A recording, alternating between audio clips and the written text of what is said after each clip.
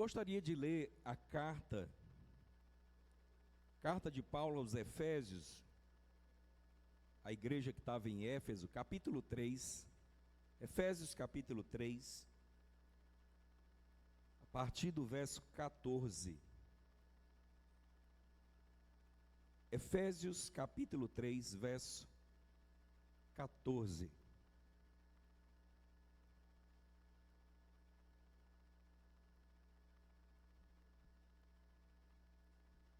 Você está animado para receber a palavra? Eita glória! Muito bem, o que diz a palavra de Deus? Por esta causa me ponho de joelhos diante do Pai, de quem toma o nome toda a família, tanto no céu como na terra, para que, segundo a riqueza da sua glória, vos conceda que sejais fortalecidos com poder, mediante o Espírito no homem interior, e assim habite Cristo no vosso coração pela fé, estando vós arraigados e alicerçados em amor, a fim de poderdes compreender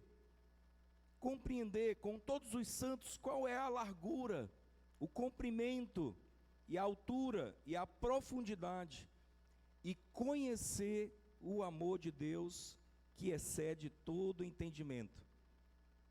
A razão disso, o motivo disso, ele coloca aí: para que sejais tomados de toda a plenitude de Deus. Ora, aquele que é poderoso para fazer infinitamente mais de tudo quanto pedimos e pensamos, conforme o seu poder que opera em nós, a ele seja a glória na igreja e em Cristo Jesus por todas as gerações, para todos sempre. Amém. Então fica em pé em nome de Jesus. Pai, nós agradecemos a Ti pela Tua palavra que é viva e eficaz. E Senhor, nós pedimos agora que o Teu Santo Espírito, Senhor, possa iluminar ela, abrir nos nossos olhos. Senhor, nos dá espírito de revelação, de sabedoria, do pleno conhecimento da Tua vontade. Abre os olhos do nosso coração para nós entendermos, Senhor, as Tuas verdades espirituais. Tira as barreiras do nosso coração, nos conduz pelo Teu Espírito. Nós Te pedimos isso, em nome de Jesus. Amém. Glória a Deus.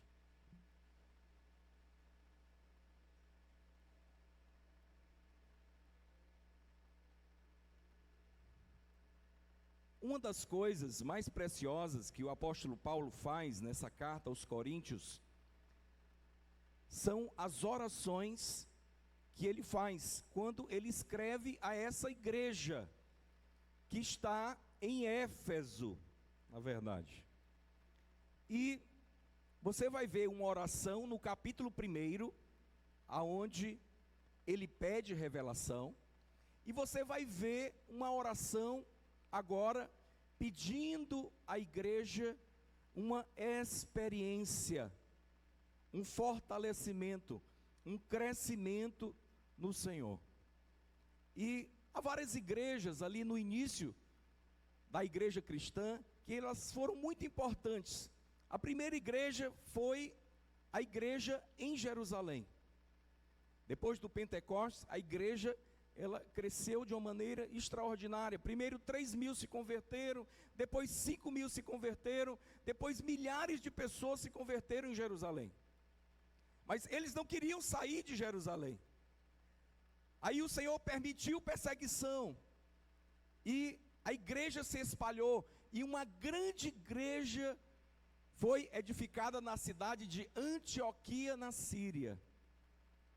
É ali e a partir daquele lugar que Paulo, Silas, Barnabé e outros são enviados em missão para a região da Grécia, da Ásia Menor e outros locais. Entre essas missões, na última missão do apóstolo Paulo, e quando a gente fala de missão, não é coisa de um dia, mas de anos, ele edifica a igreja que está na cidade de Éfeso. E essa igreja se torna um ponto importante Porque a partir da igreja de Éfeso, outras igrejas foram edificadas, a igreja de Esmirna, a igreja de Tiatira e outras igrejas da Ásia Menor. Por fim, Paulo, ele é enviado para Jerusalém pelo Espírito Santo. E ele sabia que o que aguardava ele lá eram cadeias e prisões. Quando ele chega em Jerusalém, ele é preso. E ele é mantido cativo numa região ali no norte de Israel por 2 anos, aguardando o julgamento. O maior desejo dos judeus era que Paulo fosse julgado, sentenciado à morte. Mas ele, no meio da sua espera e dos interrogatórios, ele apela para César. E ele faz uma viagem para Roma. E lá ele permanece preso por um bom tempo antes de ser morto. Nesses anos que ele está preso em Roma, ele escreve várias cartas. Entre essas cartas, ele escreve a carta à igreja que está em Éfeso. A igreja que ele pastoreou, e depois dele, Timóteo pastoreou essa igreja.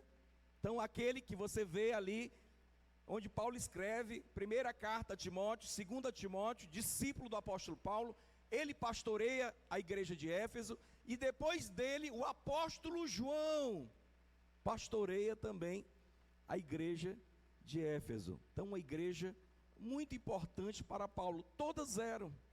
Ele dizia que ele sofria por todas as igrejas que ele plantou. Mas agora ele está escrevendo uma carta tão importante para eles. E é interessante que essa carta, ela é conhecida como uma das cartas mais celestiais do apóstolo Paulo. Porque por muitas vezes, quando você lê a carta aos Efésios, você vai perceber ele sempre falando dos lugares celestiais. Os lugares celestiais. E ele vai falar a respeito da riqueza que é a igreja, a construção de Deus. Ele vai falar sobre o que é a igreja, como você pode entender a igreja. E na verdade, essa carta é a carta da doutrina a respeito da igreja. Tudo que você precisa entender profundamente a respeito daquilo que nós somos como igreja em Cristo Jesus, é a carta de Paulo aos Efésios. E aí, como eu disse para você, ele faz 2 orações, um no capítulo 1, e a outra oração ele faz aqui no capítulo 14, ou no verso 14 do capítulo 3. E quando ele faz essa oração, ele tem um ponto de partida. Qual é o ponto de partida aqui do apóstolo Paulo? Está lá em Efésios 3:14. Ele diz: por essa causa eu me ponho de joelhos. Por essa causa eu me ponho de joelhos. Nos faz pensar, pelo que nós, ou você, se põe de joelhos. Porque Paulo está dizendo que ele tinha motivos para se pôr de joelhos. E o que era isso, pelo que ele se colocava de joelhos? Todas as coisas que ele tinha mencionado desde o capítulo 1 até agora. De como o Senhor, na sua sabedoria, ele tem edificado a sua igreja. De como ele, na sua soberania, te chamou para ser filho dele. Como ele, através da obra de Cristo, te deu um lugar para estar assentado nas regiões celestiais. Ele diz: por todas essas coisas, e pela igreja ser a plenitude de Cristo, esse é o motivo pelo qual eu dobro os joelhos. Sabe, quando é que de fato você dobra os joelhos em oração intensa? Quando aquilo de fato é importante para você, quando aquilo é relevante, quando aquilo é suficientemente grande que mexe com você. Eu sei que talvez as coisas que mexem com você, eu não sei o que é que mexe com você hoje, o que é que está apertando aí o sapato que você calça, e que faz com que você dobre o joelho para orar por aquilo. Às vezes são coisas circunstanciais, temporárias. Às vezes são coisas que são planos para o futuro. Mas Paulo estava fazendo isso pela igreja. Ele se importava muito com aquilo que Deus estava edificando. Por isso que ele diz: olha, eu dobro os joelhos por essa causa. Eu fiquei me perguntando, será que muitas vezes eu estou dobrando o joelho realmente pelas coisas de valor, realmente grandes? E aí, Deus me chamou a atenção nessa palavra, e por isso o título da mensagem, coloca aí o título da mensagem. O título da mensagem é: ore por grandes coisas. Por que nós devemos orar por grandes coisas? Vou te dizer, nosso Deus é grande. Vou repetir, nosso Deus é grande. Se você pede pequeno, isso não valoriza Deus.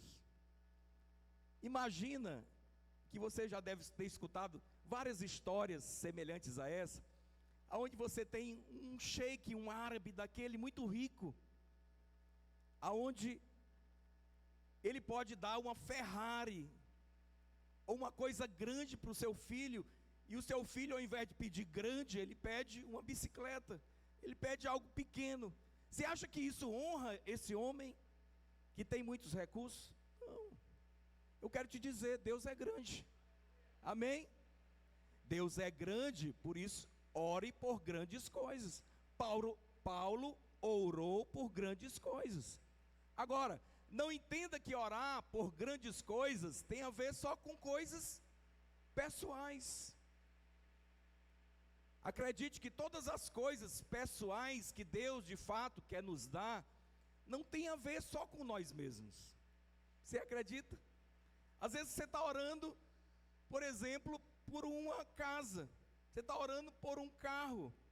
Às vezes hoje, essa coisa é muito grande para você, você não pode comprar. Você não pode adquirir, mas seu pai é capaz de dar. Mas Deus não quer lhe dar isso simplesmente por algo pessoal, só para você. Deus pensa coletivamente. Deus não quer te abençoar só por te abençoar. Não, Ele quer te abençoar porque Ele quer usar você para abençoar outras pessoas. Amém? Então, pedir grande honra a Deus. E o que é que eu vejo Paulo fazendo aqui? Paulo está pedindo grande, mas ele está pedindo de uma maneira certa. Amém? Então, o que é que ele pede? O que é que Paulo pede? Eu disse para você que ele coloca que ora por uma causa por onde ele dobra os joelhos. Eu disse para você que essa causa envolve o que Deus está edificando. No início da carta ele diz assim: o mistério de Deus, que estava oculto por séculos e gerações, agora foi revelado na pessoa de Cristo Jesus. Qual é o mistério que estava oculto? Deus quer se entregar para nós como vida. Presta atenção, Deus é o dono do universo inteiro, mas Ele não quer simplesmente te dar coisas. Ele não quer simplesmente dar algo para você fora dele. Não, Ele resolveu dar dele mesmo para você. Ele resolveu se colocar em você. Então Deus não quer simplesmente te dar coisas, não. Ele se ofereceu a si mesmo através da obra do Filho de Deus para ser a sua nova vida, para ser algo novo em você, para ser algo que nem mesmo Ele era. Porque a palavra de Deus diz que Deus, presta atenção nisso, Deus é imutável, Deus é o mesmo, Deus é eterno, Deus é único. E agora esse que é único, eterno, soberano, Ele quer se ligar à criatura que Ele criou, que é limitada, é pequena, não é eterna. Então Ele quer fazer de nós uma extensão daquilo que Ele é. Por isso que a melhor ilustração que tem na palavra de Deus a respeito disso é quando Jesus diz: eu sou a videira verdadeira e vocês são os ramos. Sabe, Deus arranjou uma maneira de conectar você a Ele. Como conectar duas coisas que não são iguais? Como conectar duas coisas aonde uma delas é única e nós somos totalmente diferentes? Só o milagre de Deus. Amém? Paulo está dizendo que está orando é por isso. Ele está orando por esse mistério que foi revelado, que Cristo se tornou a nossa nova vida e que Deus está edificando um corpo para o seu Filho Jesus. Mas também Paulo fala a respeito da sabedoria de Deus, que foi revelada para principados e potestades. A sabedoria de Deus que traz vida onde há morte, que traz luz onde há trevas, que traz salvação onde não há esperança nenhuma. Ele diz que a sabedoria de Deus, através da igreja, está sendo conhecida de principados e potestades.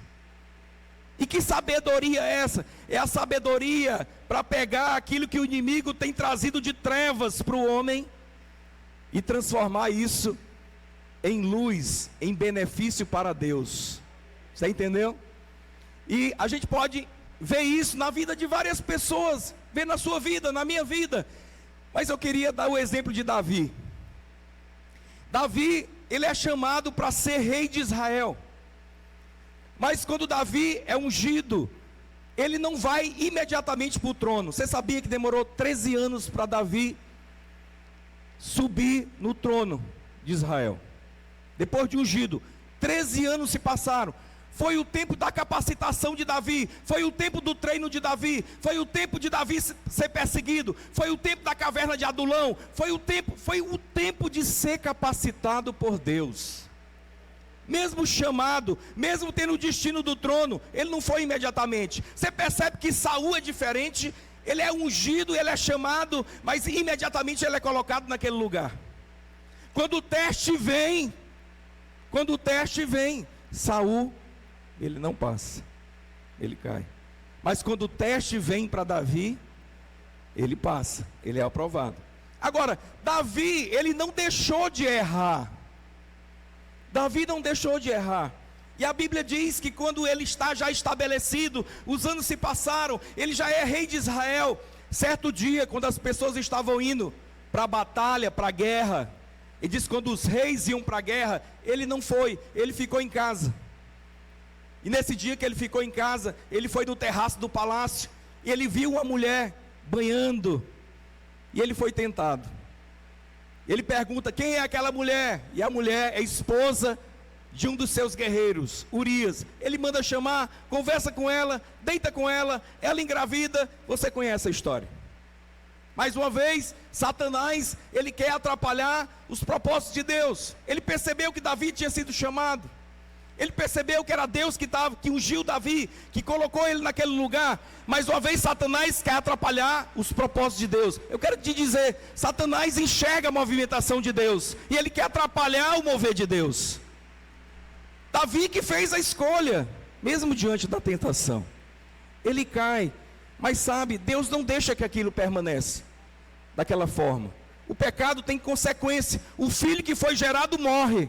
Mas depois disso, Davi casa com aquela mulher, e ele tem Salomão.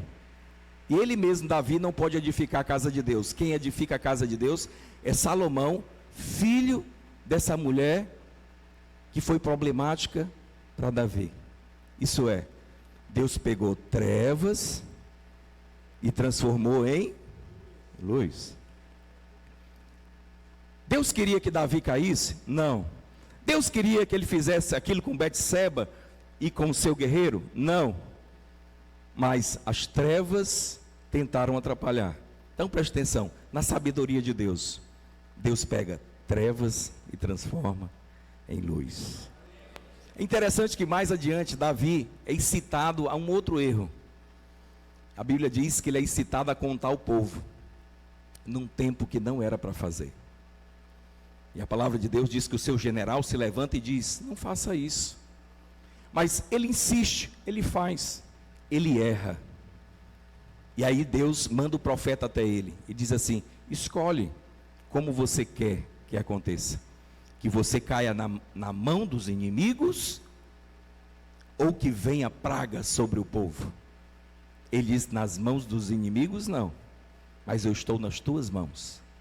E aí veio praga sobre o povo. 70 mil morreram por causa do pecado de Davi.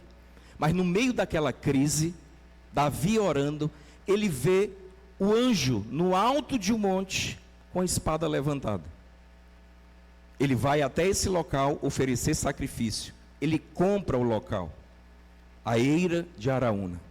Ele compra o local, ele faz sacrifício, e é nesse lugar que Deus vai edificar a casa de Deus.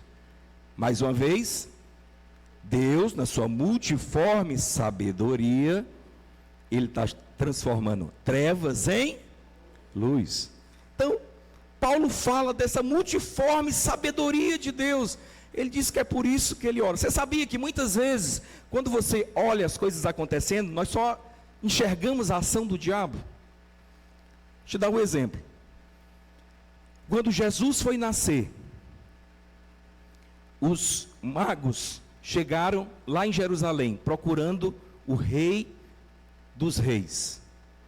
Onde é nascido o rei dos judeus? Eles chegaram para Herodes.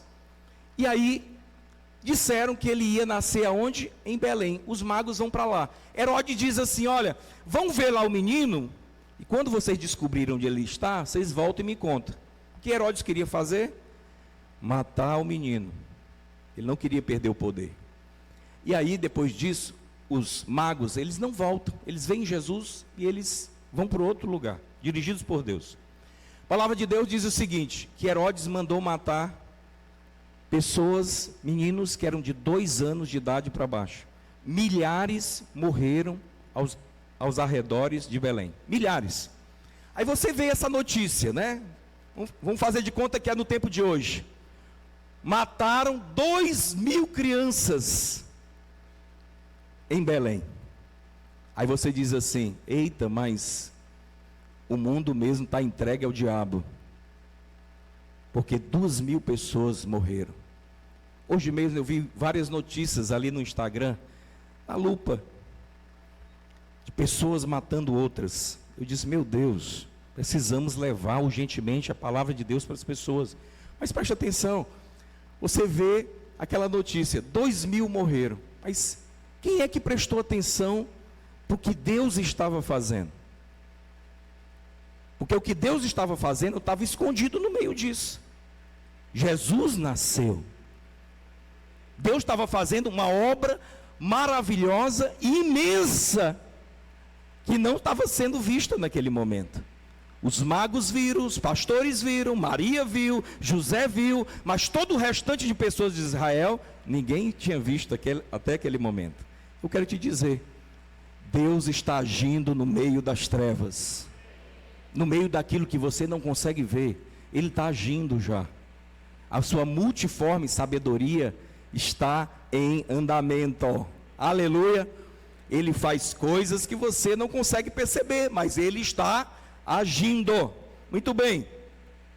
Falando da oração do apóstolo Paulo. Então, o que Paulo não orou? Se você olhar para essa oração que nós lemos, o que ele não orou? Ele não orou por si. Você lembra que ele estava preso? Você acha que um pedido de uma carta dessa, a igreja que está em Éfeso, aonde ele congregou, aonde ele pastoreou, não poderia ter um pedido de ajuda? Ele não considerou isso, porque ele sabia que ao orar por essas outras coisas, essa ajuda só era consequência disso pelo que ele orou. Às vezes nós nos detemos com as coisas na superfície, quando há coisas mais importantes pelo que orar. Não que você não deva orar por tudo, ore por tudo, é seu pai, peça tudo. A Bíblia diz que nós devemos andar conforme a nossa fé. Nesse momento, Paulo, ele já tinha um nível de oração assim. Então, ele não ora por si, e ele não ora de maneira geral. Que é de maneira geral: ô Senhor, abençoa a igreja que está em Éfeso. Ó Senhor, abençoa a minha família. Ó Senhor, abençoa a casa de Deus. Isso é uma oração geral. Ele foi específico. Paulo é específico, você vai ver que ele é específico. E ele não orou por coisas materiais, ele se concentrou para orar por coisas espirituais. Você vai perceber isso na oração. Pastor, eu não devo orar por coisas materiais? Não, eu creio que você deve orar por coisas materiais.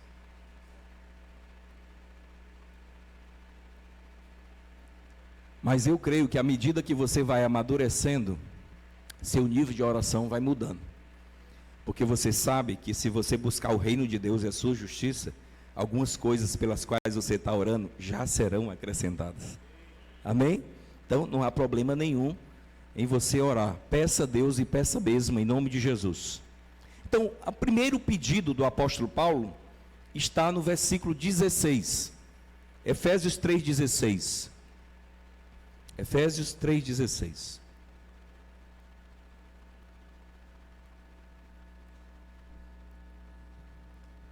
Qual o primeiro pedido dele? Ele diz que ele ora para que, segundo a riqueza da sua glória, a riqueza de Deus, da glória de Deus, vos conceda que sejais fortalecidos com poder mediante o seu espírito no homem interior. Então, ele está pedindo pelo quê? Pelo fortalecimento dos irmãos. Primeiro pedido para ele, dele, para a igreja de Éfeso é que eles sejam fortalecidos. Que eles sejam fortalecidos. Por que nós devemos orar? Para que os nossos irmãos sejam fortalecidos, para que o nosso cônjuge seja fortalecido, para que seu filho seja fortalecido. Por que nós devemos orar? Primeiro ponto da oração do apóstolo Paulo é que eles sejam fortalecidos. Porque, amado, todo tempo, e aí falando de uma forma natural para você, todo tempo, nós somos visitados por enfermidades. Então, vírus, bactérias, eles estão constantemente tentando atacar o seu corpo. Não é, Carole? Então, Carole, que é enfermeira, sabe disso. Você sabe disso. Nós estamos sempre sendo atacados por algum tipo de germe. Então, por que você não adoece? Porque você está fortalecido. Então, seu sistema imunológico está forte. E quando você está fortalecido, aquilo rechaça, coloca para correr a enfermidade. Espiritualmente é do mesmo jeito. Há enfermidades espirituais, há demônios agindo, há coisas espirituais que se aproximam de você para adoecer você, prostrar você, conquistar você. Mas aí você precisa estar o quê? Fortalecido. E Paulo, ele está dizendo qual é a fonte desse fortalecimento. Ele diz que é segundo a riqueza da glória de Deus. Você sabe o que é a riqueza da glória? A riqueza da glória, Deus tem virtudes. Que virtudes Deus tem? Deus é amor, Deus é santidade, Deus é justiça. Mas também Deus é onisciente, Deus é onipresente, Deus é todo poderoso, Deus é eterno, Deus é infinito, Deus é grande. São qualidades de Deus. A somatória de todas as virtudes de Deus é a riqueza da sua glória. Então preste atenção. Paulo está pedindo para que você seja fortalecido segundo a riqueza da glória de Deus. Quer dizer, a partir de tudo aquilo que Deus é, ele está dizendo: Senhor, a partir de tudo aquilo que o Senhor é, fortalece eles. Aleluia. É isso que ele está pedindo. E como é que isso ocorre? Como é que eu sou fortalecido? Ele diz que é mediante o Espírito.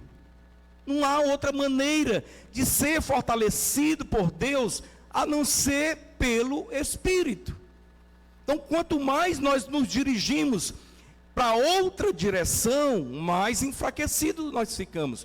Quanto mais você se dirige ao Espírito, por isso que ele diz que é mediante o Espírito no homem interior. Qual é esse homem interior? Esse homem interior é o seu Espírito, onde o Senhor está ligado, ó. É lá que você é fortalecido. Quanto mais você é dirigido pelas coisas do Espírito, mais você é fortalecido. Então nós precisamos ser fortalecidos, não só porque somos visitados por essas circunstâncias, visitados por questões espirituais que querem nos enfraquecer, mas nós devemos entender que nós estamos numa batalha espiritual. Você entrou numa batalha espiritual, você nasceu no meio disso, não tem como a gente ficar neutro, você entendeu? Então, no mundo espiritual não tem em cima do muro, só tem dois lados. É como aqui esse tapete claro e esse piso escuro. No mundo espiritual, ou é trevas ou é luz. Não tem como eu fazer como Pilatos, vou ficar aqui em cima do muro. Não tem como eu fazer isso. Ou eu estou de um lado, ou eu estou do outro. Quando a gente nasce sem Deus, a gente está desse lado. Todos nascem assim. Mas num dado momento você fez uma escolha. Deus escolheu você, e você disse sim, e você passou para esse lado, foi transportado das trevas para a luz, amém? Aí agora, quando o inimigo vê você, ele sabe que você é do outro lado. Quer dizer, ele batalha contra nós. Nós precisamos ser constantemente fortalecidos. Primeira oração do apóstolo Paulo, que sejam fortalecidos. Você tem uma célula, ora por eles, Senhor, fortalece eles com a riqueza da tua glória, se derrama sobre eles, fortalece eles, todo o tempo. Ore pelo seu marido, ore pelo seu filho, ore por fortalecimento. Quer orar grande? Ore assim como o apóstolo Paulo. Ele diz, seja fortalecido com poder. Mas nós precisamos de poder de Deus, unção de Deus. Como é que a gente avança? Unção de Deus, poder de Deus. É isso que faz com que a gente avance. Paulo está orando por isso, que eles sejam fortalecidos com essa fonte tão preciosa. Interessante que ele marca esse local de onde Deus, que Ele é a nossa fonte. Lá em Filipenses capítulo 4, verso 19, ele também está fazendo uma oração. Filipenses capítulo 4, verso 19. E o apóstolo Paulo diz assim, e o meu Deus, segundo a sua riqueza em glória. Percebe que ele sempre está se dirigindo a isso de Deus, a glória de Deus, a tudo que Deus é, que é a maneira como Deus nos abençoa. Em Cristo Jesus, amado, nós temos acesso a tudo que Deus é. É por isso que ele está orando assim. Ele diz, o meu Deus, segundo a sua riqueza em glória, há de suprir em Cristo Jesus cada uma das vossas necessidades. Você tem necessidades e eu também. Ele diz que Deus, Ele quer suprir essas necessidades segundo a riqueza da sua glória. Amado, preste atenção, ó, as nossas necessidades diante da riqueza da glória são deste tamanhozinho. É como se eu quisesse colocar um mar dentro desse copo aqui, ó. Essas aqui são as suas necessidades. A riqueza das glórias é o oceano que a gente tem sobre a face da terra. Os 7 oceanos. Você entendeu? Ele diz que é segundo a riqueza da glória, Ele há de suprir cada uma das vossas necessidades. Suas necessidades são isso aqui, ó. Amém? Muito bem. Esse é o primeiro pedido do apóstolo Paulo. O segundo pedido está no verso 17. Efésios 3,17. Ele diz, e assim habite Cristo em vosso coração pela fé. Habite Cristo em vosso coração pela fé. Então, quando você aceitou a Jesus como Salvador, o Espírito Santo ele veio habitar dentro de você, no seu espírito. Mas você percebe que ele está escrevendo a igreja que está em Éfeso. E a gente pensa, né? Você medita nisso. Por que ele disse isso? Porque os irmãos sabiam que Cristo habitava dentro deles. Eles eram nascidos de novo. Você é nascido de novo. Então, muitas vezes, a Bíblia, ela traz essa palavra coração para falar do espírito. Mas outras vezes, ela fala do ser interior e do coração, falando do espírito, da soma do espírito com a alma. Quando você aceitou a Jesus, Deus veio habitar no seu espírito, mas Ele ainda está crescendo a partir do espírito e transbordando para a sua alma. Por isso que a Bíblia diz que nós devemos ser cheios e desejar sempre ser cheios do Espírito Santo. Onde é esse enchimento? Se ele já encheu o seu espírito, é enchendo a sua alma, transbordando da sua alma. Por isso que ele usa essa palavra: habite Cristo em vosso coração. Quer dizer, habite Cristo em todo o seu ser. E na verdade, essa palavra habitar no grego, ela é usada às vezes de duas formas. Há duas palavras para isso, para falar habitar em grego. Uma das palavras fala de uma habitação temporária, como se você fosse num hotel. Você vai no hotel, paga 5 diárias para permanecer lá. Naquele tempo dos 5 dias você está habitando, mas é uma habitação onde você não permanece, é uma habitação temporária. Nessa habitação no hotel, aquele espaço é de uso seu, mas é de maneira temporária. Isso é, você não pode mudar os quadros, você não pode mudar a cama, você não pode mudar a TV, porque você habita de maneira temporária. Preste atenção, quando Deus chegou na sua vida, Ele veio fazer residência permanente. Então, não há essa habitação de Deus, aonde Ele vai e volta. Não, a habitação de Deus, ela é definitiva em nós.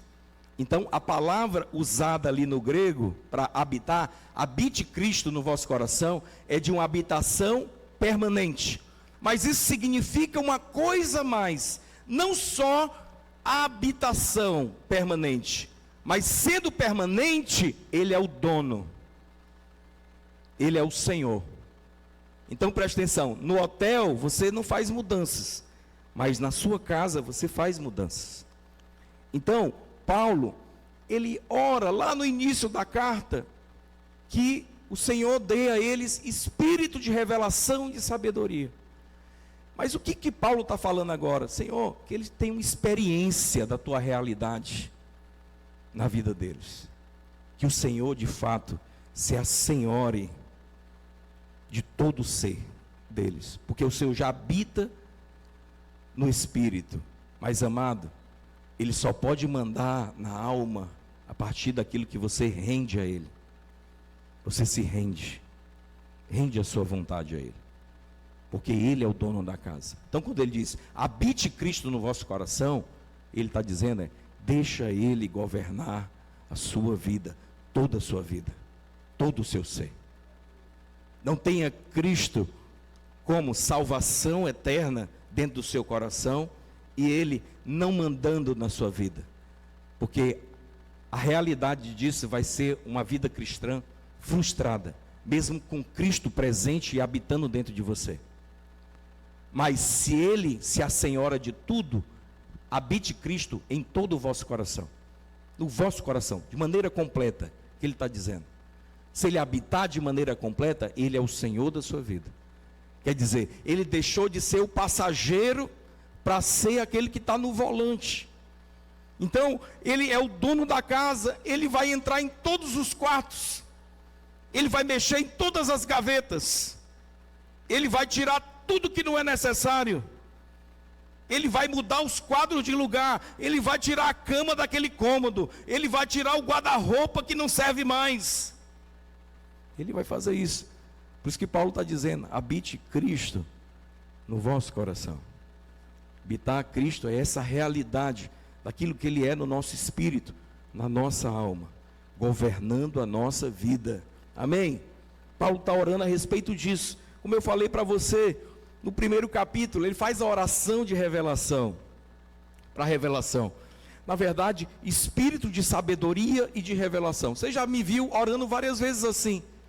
Com base em que nós estamos orando? Nisso que o apóstolo Paulo ora. Se você abrir lá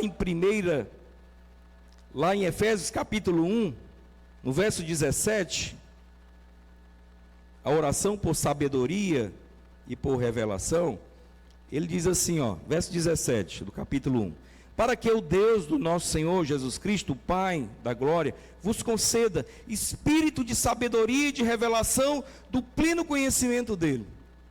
Iluminados sejam os olhos do vosso coração. Para quê? Para saberdes qual é a esperança do seu chamamento? Qual a esperança do seu chamamento? Por que Deus te chamou? Há uma esperança nisso. Ele diz aqui, qual a riqueza da glória da sua herança nos santos? Qual a suprema grandeza do seu poder para nós, os que cremos? Todas essas coisas são disponíveis para nós. Ele diz, dá espírito de revelação e de sabedoria para que eles enxerguem o que eles receberam. Porque, amado, é uma tragédia quando você não enxerga o que você recebeu e nem sabe quem você é. Eu quero dizer que você é um príncipe do Senhor e você recebeu riquezas celestiais numa dimensão que muitas vezes você nem enxerga. Quando você percebe, amado, quando alguns perceberem quem eles são e o que eles têm, o diabo não vence mais eles, porque o diabo já foi vencido por Cristo Jesus. Amém? Então, ele tá orando lá no início por revelação. Você percebe que a primeira coisa que ele pede é sabedoria, porque a gente mais precisa de sabedoria. Tem uma coisa que eu oro, é sabedoria. Senhor, me dá sabedoria. Me dá sabedoria e graça. Todo dia eu peço, me dá sabedoria para eu lidar com a minha esposa, me dá sabedoria para eu lidar com os meus filhos, me dá sabedoria para eu lidar com os irmãos, me dá sabedoria para eu entrar e sair de maneira graciosa diante dos irmãos, me dá sabedoria para liderar a igreja, me dá sabedoria para plantar igrejas, me dá sabedoria, na verdade, a necessidade básica de todas as pessoas é sabedoria. Então às vezes você está dizendo, não pastor, o que falta para mim não é sabedoria não, é dinheiro. Não, está faltando é sabedoria para ganhar dinheiro. Porque se você tivesse sabedoria para ganhar dinheiro, você tinha dinheiro. Tem as pessoas que têm dinheiro aqui, porque elas têm sabedoria para ganhar dinheiro. Você entendeu? Eu estou com um problema no meu casamento. Não, está faltando para você sabedoria para lidar com o seu casamento. Tudo é falta de sabedoria. Primeira coisa que o apóstolo Paulo está falando. Dá a eles espírito de sabedoria. Essa sabedoria não é humana, essa sabedoria é do céu. Sabedoria do céu. Muito bem, então tem um texto clássico do apóstolo Pedro, quando ele tem revelação a primeira vez. Creio que você já ouviu eu falar a respeito dele. Quando Jesus está conversando com os discípulos e ele pergunta assim, quem o povo diz que eu sou? Você lembra disso? E aí eles começam a dizer assim, o povo está dizendo que o Senhor é João Batista que ressuscitou, porque João Batista tinha morrido.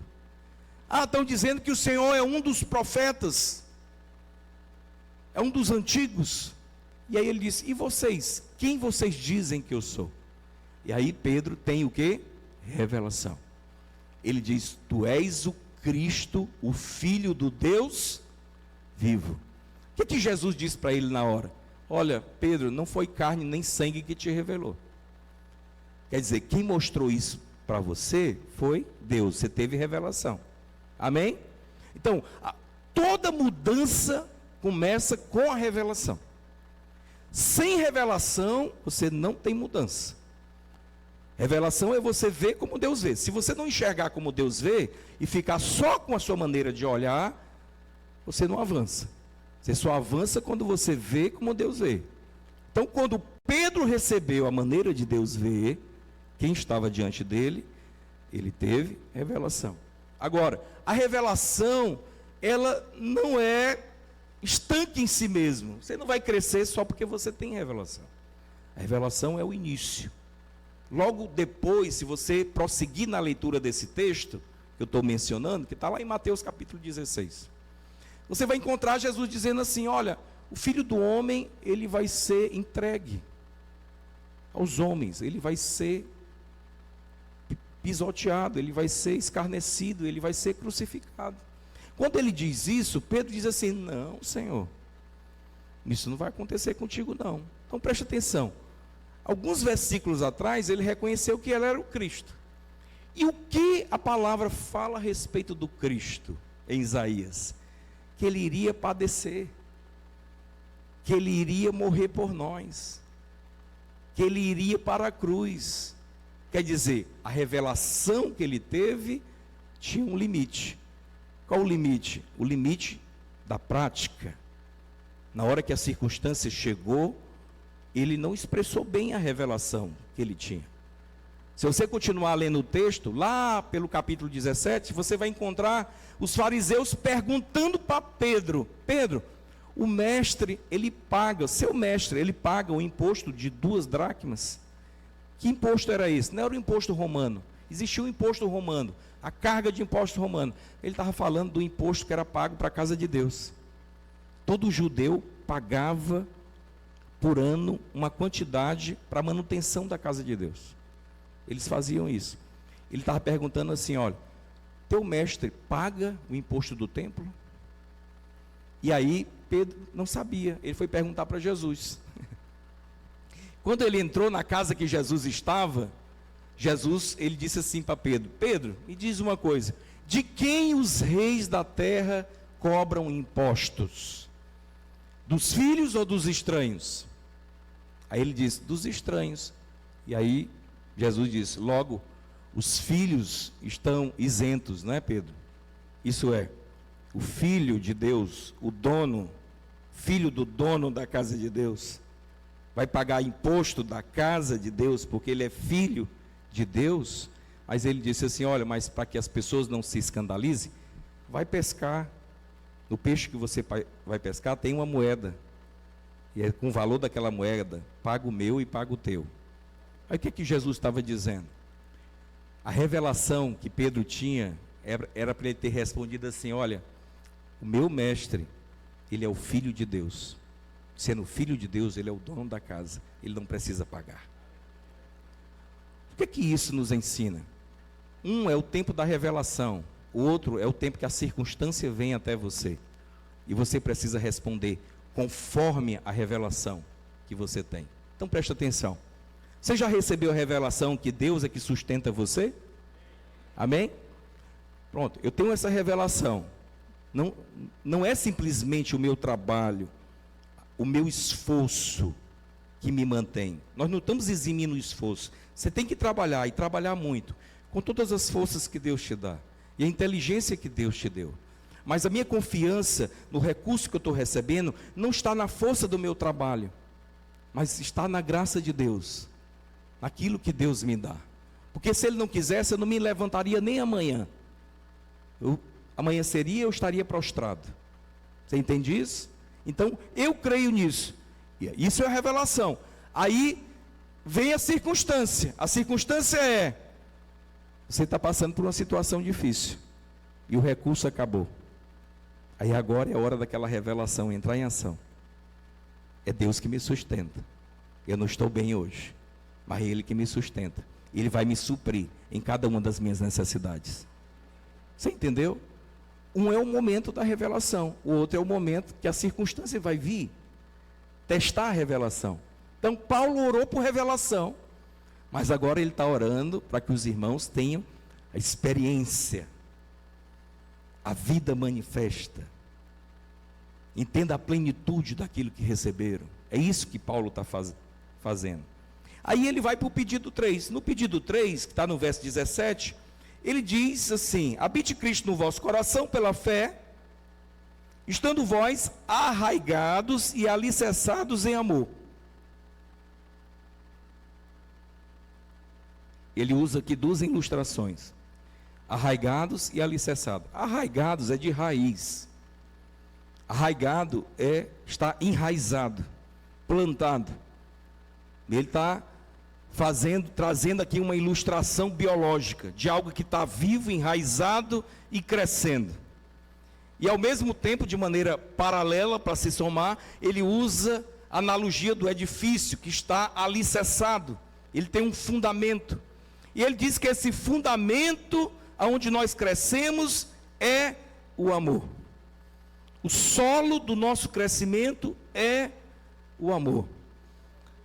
O amor de Deus é a motivação da sua salvação. Por que Deus te salvou? Porque Ele muito te amou. Amou você antes de você conhecer. A Bíblia diz: por Deus amou o mundo de tal maneira que deu o seu Filho. A motivação de Deus é o amor. Ainda que a operação da salvação não é somente pelo amor. A operação da salvação é pela execução da justiça que vem do céu. E na verdade, como eu disse para você alguns domingos atrás, a justiça de Deus, o amor de Deus nunca se separam.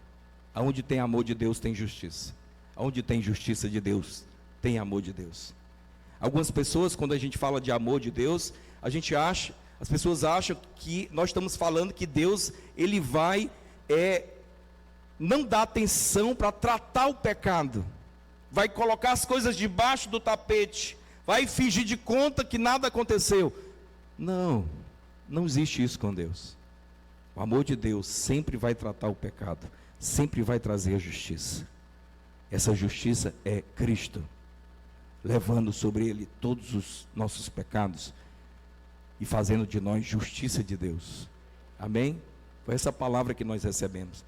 Mas ele está orando para que os irmãos estejam arraigados, alicerçados, fundamentados em amor. Ele está dizendo que as nossas ações devem partir da mesma motivação que salvou você: o amor de Deus. Todas as nossas motivações devem partir desse lugar que a gente está plantado, fundamentado, arraigado, deve partir disso. É isso que ele está orando pela igreja em Éfeso.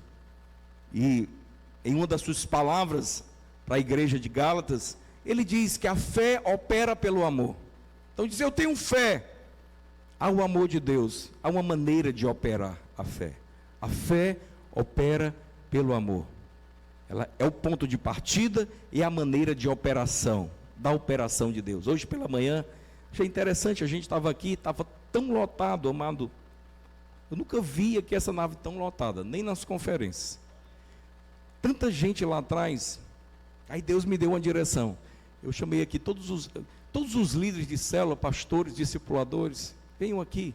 E eles vieram, eles ficaram aqui. Vieram todos para cá para frente, eram muitos que estavam aqui de manhã. Aí eu disse: agora os nossos convidados lá atrás vão sentar nos lugares deles. Se nós estivermos aqui, Senhor, e liderando a casa, sendo pastores, líderes, discipuladores, nós fomos chamados para servir as pessoas. Você entendeu? Nossa operação, a nossa fé sempre vai ser o amor. Sempre é o amor. Foi o amor que nos salvou. É a maneira que a gente deve agir em relação aos irmãos. Paulo está orando por isso. Ok? Paulo está orando por isso. E seu pedido, o quarto pedido que ele faz: pastor, quantos pedidos ele fez? Você já está preocupado com o tempo. Ele fez só 5, amados, aqui. Quarto pedido está no verso 18. Ele diz: a fim de poderdes compreender com todos os santos qual a largura, comprimento, altura e profundidade, e conhecer o amor de Cristo, que excede todo o entendimento, para que sejais tomados de toda a plenitude de Deus. Então, essa primeira parte que ele diz que juntamente com todos os santos, todos os irmãos, nós possamos conhecer as dimensões. E aí ele usa essa analogia, quando ele falou alicerçado em amor, e mais atrás ele usa a analogia do edifício de Deus, a casa de Deus, o edifício de Deus. Ele está dizendo que o amor tem dimensões. O amor tem altura, o amor tem profundidade, o amor tem largura, o amor tem dimensões. E ele diz que nós sozinhos não somos capazes de compreender o amor. Na verdade, ele diz que o amor é algo que excede todo entendimento.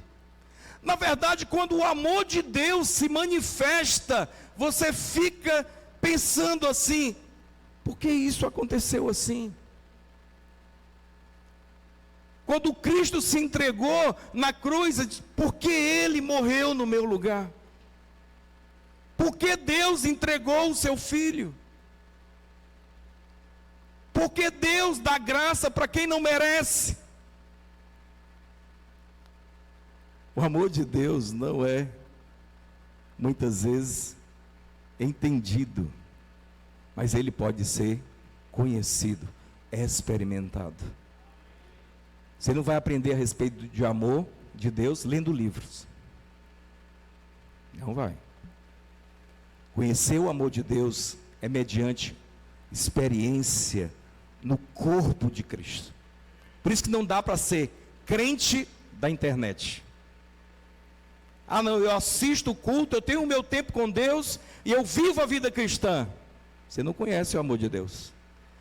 Que o amor de Deus é conhecido juntamente com todos os santos, juntamente com os irmãos. Sem você, eu não tenho como conhecer o amor de Deus. E na verdade, as pessoas que nós somos ligados, colocados juntos, é justamente para a gente aprender mais a respeito do amor. Sua família, sua esposa, seus filhos, sua célula, a igreja onde você está. Eu disse para os irmãos hoje, você sabia? Toda célula em algum momento vai enfrentar uma crise. Toda célula em algum momento vai expressar uma dificuldade. Assim como a família vai fazer isso várias vezes ao longo da história dela. Para quê? Para que o amor de Deus seja conhecido. Aí alguém diz assim: ah não, eu lidava com tantas coisas lá fora, eu lidava com inveja, eu lidava com brigas, eu lidava com discussão, eu lidava com fofoca, e agora eu entrei aqui na célula, e aí eu estou vendo as mesmas coisas, eu estou vendo que isso não adianta nada. Irmão, você não entendeu ainda, lá fora você era natural, aqui você é espiritual, lá fora você não entendia as coisas de Deus, aqui você é salvo, aqui você tem o Espírito Santo, aqui você pode reagir diferente, aqui você pode aprender a respeito do amor de Deus. Você entendeu? E até eu digo para alguns irmãos, se uma célula nunca entrou em crise, é porque alguém que devia falar a verdade e amor nunca falou. Porque fica com medo de falar e aquilo entrar em crise. Mas na verdade precisa daquela crise para poder crescer. Sabe que você aprendeu em ciências? Você aprendeu em ciências mais ou menos assim. Como é que é a jornada de um organismo vivo, de um ser vivo, de um ser humano, de um animal, né? Então como é que a biologia diz? Que ele nasce, ele cresce, ele o que mais? Reproduz. Olha, você tirou nota 10, hein? E ele morre. Não é assim? Na vida cristã não é assim. A vida cristã é assim: você nasce, você cresce, aí você morre, a cruz toca você, e aí você reproduz. É desse jeito. Então, pastor, não está crescendo, não está isso, não está aquilo. Amado, desconfio que precisa morrer ainda. Morrer é da vazão, onde você sai dali e Jesus assume o controle e traz vida, faz você frutífero. Amém? Muito bem. A última coisa que Paulo ora, pedido 5, no final aí é no verso 19. Ele diz: e conhecer o amor de Cristo, que excede todo o entendimento, para que sejais tomados de toda a plenitude de...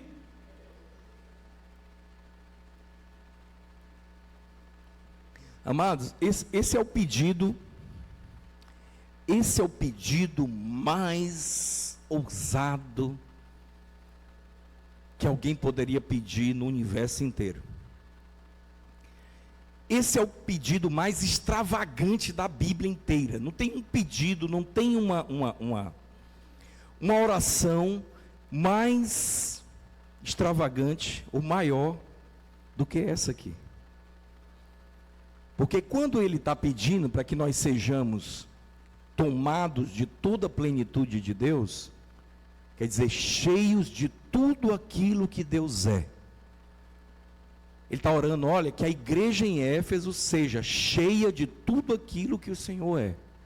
Eu falei para você que a glória de Deus é a somatória das suas virtudes. Você lembra? Então, Deus tem virtudes que são comunicáveis. E há virtudes que não são comunicáveis. Por que essa expressão? Para diferenciar aquilo que você recebe de Deus e outras que são inerentes a Ele. Por exemplo, Deus é amor. Ele te deu o amor. A Bíblia diz que o amor de Deus veio habitar em nossos corações através do Espírito Santo que Ele nos outorgou, nos deu. Ele deu amor para nós através do Espírito Santo. Através do Espírito Santo, Ele ministrou em você santidade. Através da obra de Cristo, Ele ministrou você aquilo que Ele é, justiça. Então, essas coisas são inerentes a Deus, mas são comunicáveis. Ele derrama sobre você. Agora, tem coisas que são incomunicáveis. Ele é onipresente. Isso é algo inerente dele. Ele é onisciente. Ele é infinito, ele é eterno. Você entendeu? Essas características, elas não são comunicáveis. Elas são de Deus. Deus é único nisso. Mas o pedido que ele está fazendo não é que Deus dê só uma parte daquilo que ele é. É que Deus dê da plenitude dele, de tudo que ele é, em você. Você entendeu? E amado, a gente às vezes não tem a dimensão disso. Algumas coisas que Deus criou, que elas são, para nós, tidas como quase infinitas. Vou dar um exemplo do universo. O universo, se você pegar o melhor telescópico que a gente tem hoje para olhar o universo, a extremidade visível mais distante, uma ponta do universo, até a outra ponta do universo, em medidas astronômicas, a distância é de 9 bilhões de anos-luz. É o tanto que a gente enxerga para um lado e para o outro do universo. Você sabe o que é 9 bilhões de anos-luz? Eu vou te dar um parâmetro. Um ano-luz é como se você tivesse uma nave viajando na velocidade da luz. A velocidade da luz é 300 mil quilômetros por segundo. Quer dizer, no segundo, viajando na velocidade da luz, você andaria 300 mil quilômetros. No segundo, um ano-luz é você viajar nessa velocidade por um ano. Por um ano, viajando a 300 mil quilômetros por segundo. Você sabe quantos segundos tem no ano? É muito segundo. Quando você descobrir o número de segundos que tem no ano, você vai multiplicar por 300 mil. Essa distância é um ano-luz. O que eu estou dizendo para você é que o universo visível, ele tem 9 bilhões de anos-luz. Se você fosse viajar na velocidade da luz, você ia demorar 9 bilhões de anos para chegar lá no final. E a palavra de Deus diz que os céus dos céus não podem conter o Senhor. O Senhor não cabe dentro disso. Você entendeu? E Paulo está dizendo que ele quer que Deus te encha de toda a plenitude de Deus. Amado, esse pedido é grande. Por isso que o texto da mensagem é: ore por grandes coisas. E isso é um pedido ousado. E aí é interessante que Paulo, ele fala lá no verso 1, no capítulo 1 de Efésios. Vamos ver se é o capítulo 1 mesmo. Eu não separei esse texto.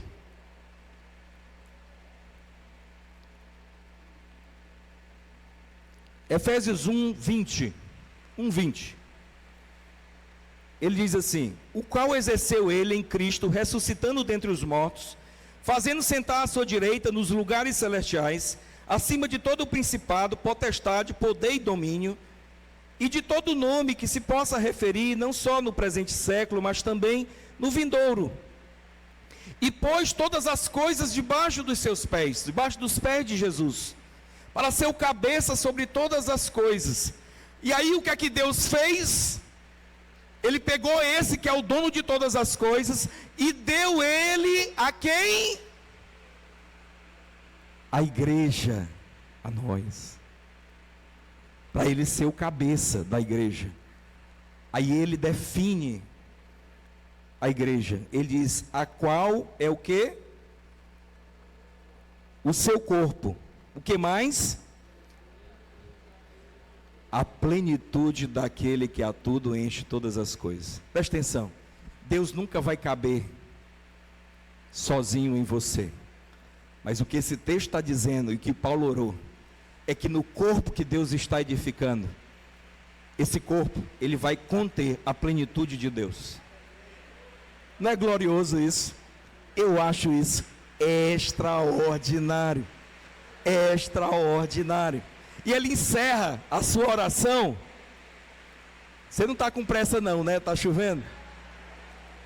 Você não vai sair agora. Eu estou encerrando. Verso 20 diz o seguinte, Efésios 3:20, último texto que nós vamos ler. Ele diz: ora, aquele que é poderoso para fazer infinitamente mais. Vamos ler juntos? Ora, aquele que é poderoso para fazer infinitamente mais do que tudo quanto pedimos e pensamos, conforme o seu poder que opera em nós, a ele seja a glória na igreja e em Jesus Cristo, por todas as gerações, para todo sempre. Amém. Então, depois de fazer o pedido mais ousado que alguém poderia pedir, ele diz ainda no final, para terminar a sua oração, aquele que é poderoso para fazer muito mais do que nós pedimos e pensamos, a ele é glória. Então, eu não vejo que tipo de pedido alguém é capaz de fazer maior do que esse que o apóstolo Paulo fez.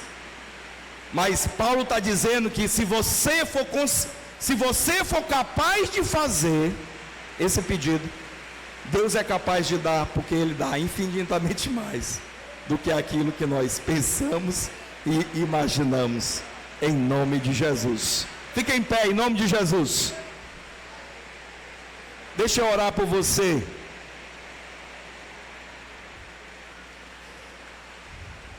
Coloque a mão no seu coração.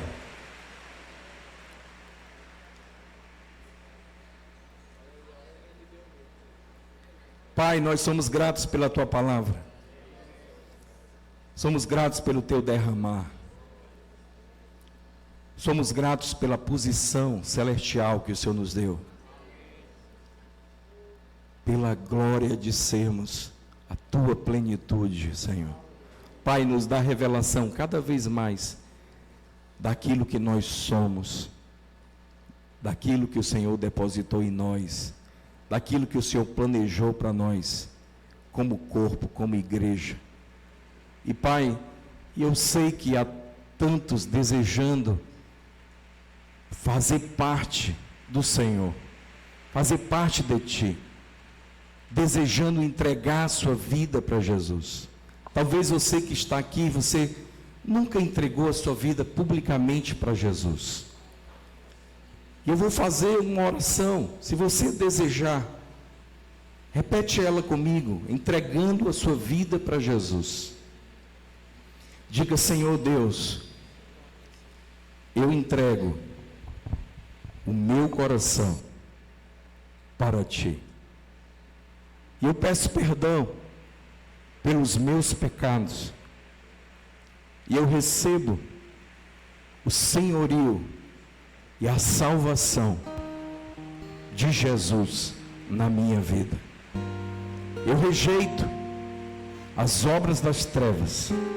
E eu recebo, através da obra do Filho de Deus, o Espírito Santo, que me sela para o Senhor, em nome de Jesus. Alguém que essa noite aceitou a Jesus como seu Salvador, não vou chamar você para vir aqui na frente, mas você fez essa oração com convicção a primeira vez, entregando a sua vida para Jesus. Se você fez isso, levanta uma das suas mãos assim. Ou está entendendo? Aleluia, aleluia, aleluia. Alguém desse lado entregando a sua vida para Jesus? Aleluia. Amém. Sabe, talvez, orando por você, meu irmão, que já aceitou Jesus como Salvador, que tem andado essa jornada com Cristo. Eu sei que hoje você foi fortalecido com essa palavra, porque Deus está te lembrando quem você é, quem Ele é e o que Ele quer fazer em você e através de você. Talvez hoje você tenha necessidades que são urgentes, mas eu quero te dizer que aquele que quer te abençoar, olha para essa dificuldade, ó, deste tamanhozinho. Ele é como um mar. Ele quer te abençoar segundo a riqueza da sua glória. Então, coloca as suas mãos como se fosse receber. Pai, todos nós somos teus filhos. Nossa oração é que o Senhor fortaleça os teus filhos agora, no espírito interior, dando unção, Senhor, para andar na dificuldade que eles têm enfrentado hoje. Dá a eles espírito de sabedoria, de revelação, que eles sejam conduzidos pelo teu Espírito Santo. E Senhor, aquilo pelo que eles têm orado, não permita que as circunstâncias, as pessoas constranjam eles, que eles sejam ousados para pedir grande, que eles sejam ousados para pedir de uma forma que te honre, te glorifique, Senhor. Agora ore a Deus pedindo, diga ao Senhor: Senhor, eu quero te pedir isso, é uma necessidade minha. Pede para Ele, Ele vai responder a ti, segundo a riqueza da glória dEle. Às vezes, quando nós oramos pedindo determinada coisa, lá no nosso espírito, nós vamos entender que é algo que Ele vai nos dar imediatamente. Mas há outras coisas que Ele vai dizer que tem o tempo certo. Você deve confiar no seu Pai. Ele não vai te dar nada que vai prejudicar a sua vida. Ele só vai te dar aquilo que vai edificar a sua vida. Então há coisas que nós desejamos e não é para esse tempo, mas há coisas que nós desejamos que se alinham com a vontade de Deus. Essas Ele libera para esse tempo, porque elas serão edificação para você, para a sua casa, para a sua família e para os seus irmãos. E Deus sempre faz isso, pensando em você, sim, mas pensando na coletividade, pensando no reino, pensando em você transbordar naquilo que Ele está derramando sobre você. Então, com essas palavras, nós abençoamos você e nós abençoamos os irmãos que estão em casa também, que estão orando junto conosco, que fizeram oração junto conosco. Nós declaramos que eles recebem também em nome de Jesus. Nós abençoamos a igreja do Senhor no nome de Jesus. Amém. Louvados seja o Senhor.